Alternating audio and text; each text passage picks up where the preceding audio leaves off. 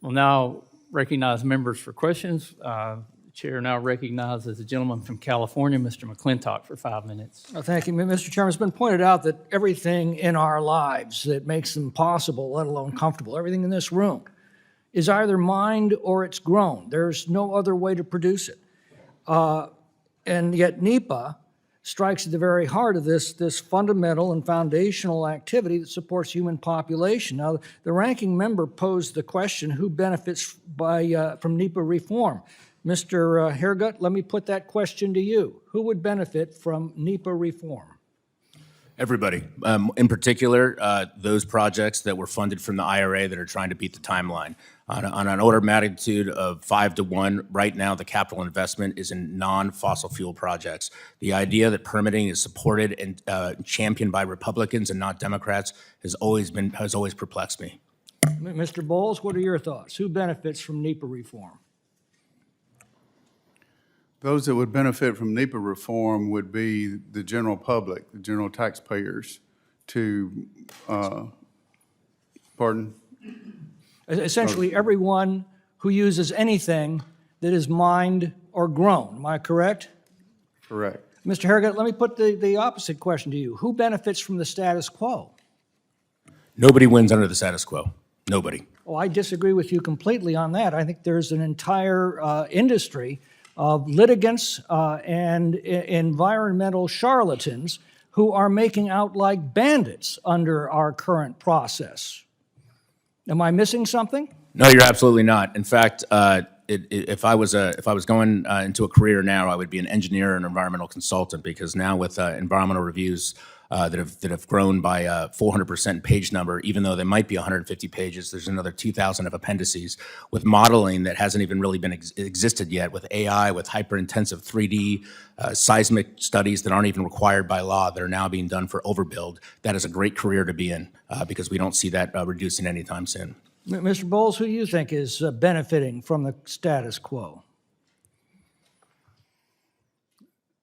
That would be hard to answer, to go through the minutia of all the approval process. There's much to be done or can be done to streamline the process so that all benefit.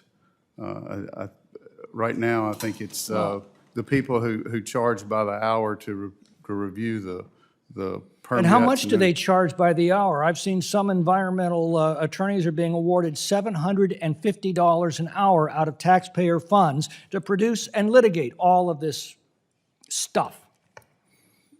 I couldn't speak to that, but if that's the case, I may be in the wrong industry. You know, I represent the Sierra Nevada and the Central Valley of California, so I spend a great deal of my time on this committee over the years dealing with fire and water issues.